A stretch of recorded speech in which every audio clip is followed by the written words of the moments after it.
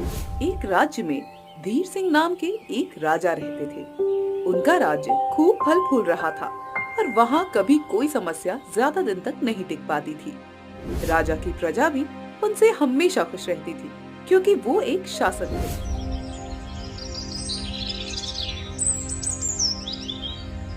एक दिन महाराज अपनी सभा में बैठे हुए थे। वो अपने मंत्री से कहते हैं, बताइए मंत्री जी, क्या हाल है राज्य के? सब कुशल मंगल तो है ना?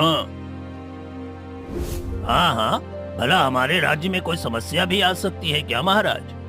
पिछले 5 सालों में ऐसा कभी नहीं हुआ कि हमें कोई बड़ी समस्या का सामना करना पड़ा हो। यहाँ तक कि दूसरे राज्य के राजा भी हमसे लड़ने के पहले खुद ही हार मान लेते हैं।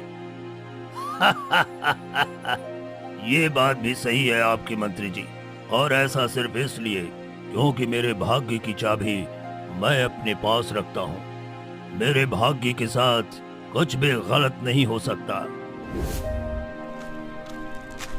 इतना कहकर महाराज सभा से उठकर चले जाते हैं और बाकी सब सोच में पड़ जाते हैं। महाराज अक्सर अपने भाग्य की चाबी के बारे में बताया करते हैं, मगर मैं तो आज तक नहीं समझ पाया इसका अर्थ क्या है। आखिर ये कौन सी ऐसी चाबी है? अब तो यह सिर्फ महाराज ही बता सकते हैं, लेकिन जब तक राज्य में कुछ अच्छा चल रहा है हमें कुछ और सोचने समझने की जरूरत नहीं है। मंत्री और सभा के बाकी लोग इस बारे में सोचना बंद कर देते हैं, पर राज्य की महारानी नैना को अक्सर ये बात सताती थी क्योंकि महाराज की पत्नी होने के बावजूद उन्हें नहीं मालूम था कि उनके भाग्य की चाबी कौन है। महाराज के सभा से उठकर जाने के बाद महारानी भी उनके पीछे पीछे चली जाती है। रानी नैना, आप यहाँ? कोई बात है क्या? महाराज, मैं अब ये जानना चाहती हूँ कि आपकी ये भाग्य की चाबी कौन है। मैं आपकी पत्नी हूँ और आपको मुझसे कुछ नहीं छुपाना चाहिए।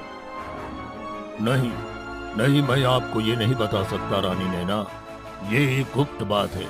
आपको क्या, मैं ये बात किसी को भी नहीं बता सकता। लेकिन महाराज।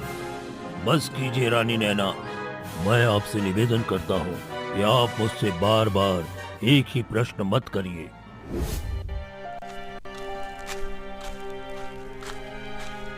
हार मानकर रानी महाराज के कक्ष से चली जाती है और उनके वहां से जाते ही महाराज अपने कमरे